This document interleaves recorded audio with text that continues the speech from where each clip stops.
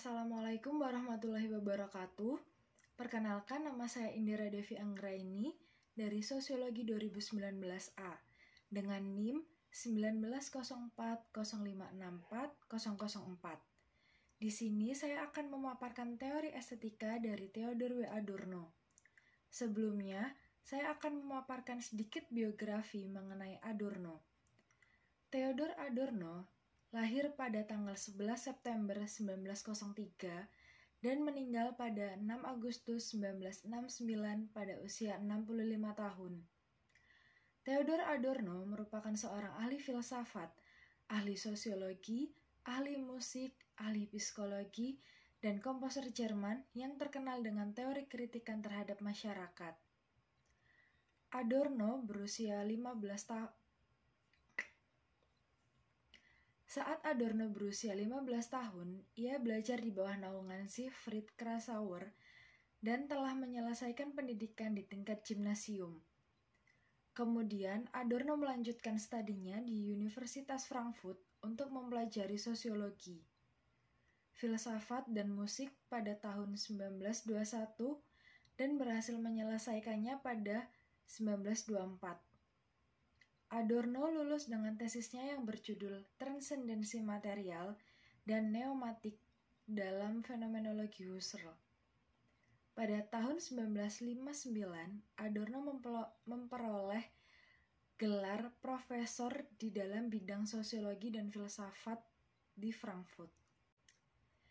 Di sini saya akan memaparkan teori kritis menurut Theodor Adorno. Adorno menjadikan teori kritis sebagai dasar pemikiran yang dikonstruksi melalui perspektif yang kontemporer. Adorno menyebutkan bahwa prinsip-prinsip dari teori kritis mempunyai ciri khas, bahwa teori kritis tidak sama dengan pemikiran filsafat dan sosiologi tradisional. Bisa juga dikatakan pendekatan teori kritis tidak bersifat kontemplatif atau spekulatif murni. Teori estetika Adorno. Selain teori sosialnya, Adorno juga dikenal sebagai seorang yang mempunyai tempat tersendiri dalam kelompok elit musisi. Ia menganalisis mengenai musik pop sebagai salah satu produk industri budaya. Mengutip Ensiklopedia Komunikasi Internasional, estetika dapat didefinisikan sebagai usaha untuk memahami kebahagiaan individu dalam berbagai bentuk komunikasi tertentu. Estetika Theodor Adorno tidak hanya memandang standar fungsi kecantikan seperti keindahan serta kehalusan dalam seni, melainkan saling berkaitan antara seni dengan masyarakat. Estetika Adorno berhutang budi pada pemikiran materialisme historis Karl Marx, terutama kemampuan kritisnya untuk mengubah dunia dan bukan hanya menafsirkan dunia. Estetika Adorno termasuk dalam estetika mazhab Frankfurt yang bercirikan kritis emansipatoris. Estetika kritis Adorno mempertanyakan asumsi-asumsi dasar estetika yang selama 2000 tahun menganggap peran subjek dan karya seni itu ahistoris, lepas dari sejarah, budaya, politik, hukum, ekonomi, dan agama. Teori estetika Adorno tidak hanya musikologis dan kritik sastra, tetapi juga epistemologis dan estetisian.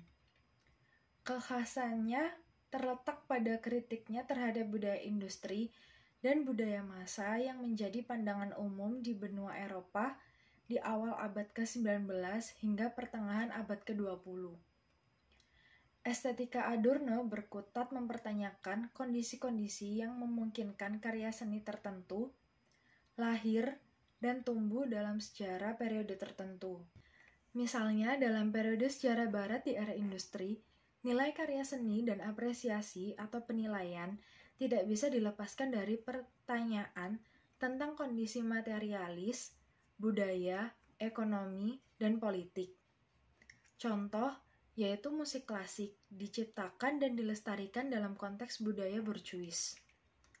Sementara itu, karya seni yang disebut dengan kitsch, yang diartikan sebagai tiruan dan berkembang sebagai perlawanan terhadap karya seni elitis.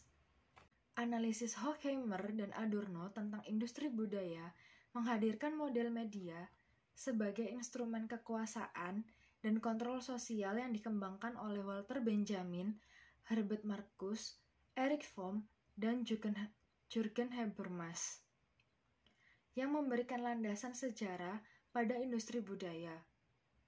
Sekolah Frankfurt juga mempelajari efek budaya massa dan kebangkitan masyarakat konsumen pada kelas pekerja yang menjadi instrumen revolusi. Analisis Horkheimer dan Adorno tentang industri budaya menghadirkan model media massa.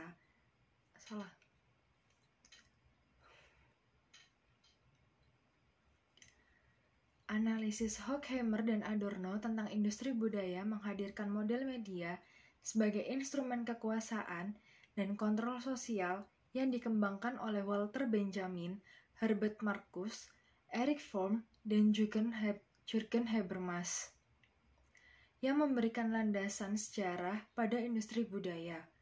Sekolah Frankfurt juga mempelajari efek budaya massa dan kebangkitan masyarakat konsumen pada kelas pekerja yang menjadi instrumen revolusi dalam skenario Marxis klasik. Mereka juga menganalisis bagaimana industri budaya dan masyarakat konsumen menstabilkan kapitalis kontemporer dan dengan demikian menjadi yang pertama yang melihat peran media massa dan komunikasi yang berkembang dalam politik, sosialisasi, dan kehidupan sosial. Dalam buku yang ditulis oleh Horkheimer dan Adorno yang berjudul Dialectic of Enlightenment, yaitu estetika memiliki penafsiran oleh setiap individu,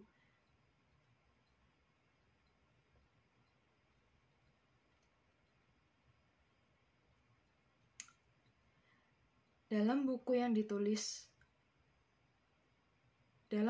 ditulis oleh Horkheimer dan Adorno yang berjudul Dialectic of Enlightenment, yaitu estetika memiliki penafsiran oleh setiap individu. Dalam buku ini, Adorno menegaskan bahwa masyarakat telah memasuki masa industrialisasi budaya, yang dimana masyarakat lebih mementingkan nilai jual daripada kebebasan berekspresi sebagai bentuk kesadaran kritis manusia. Dalam hal ini, industri budaya mengalami perubahan karakter dalam seni. Seni tidak lagi dipandang sebagai high culture, tetapi dipandang sebagai low culture, sebab nilai artistik yang diproduksi menjadi komersil. Sekian pemaparan teori estetika Theodor Adorno dari saya. Wassalamualaikum warahmatullahi wabarakatuh.